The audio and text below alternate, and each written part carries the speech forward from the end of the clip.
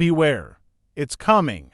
High wind alert. Wind gusts of up to 65 miles per hour are expected from Saturday into Sunday morning for the Las Vegas metro and surrounding areas, including Mount Charleston. Be alert. There might be delays at the airport as well. When the winds are this crazy, usually flights get canceled or delayed. Strong winds caused by a powerful Pacific storm, increasing Friday and peaking Saturday into early Sunday morning. Hold on into your St. Patrick's Day decorations and your Amazon packages. When wind hits Vegas, crap gets real. No joke. Light snow on Mount Charleston, up to a few inches possible. With blowing snow, strong winds. Be safe, drive careful, and have a fun weekend. Send this to someone who needs to see this.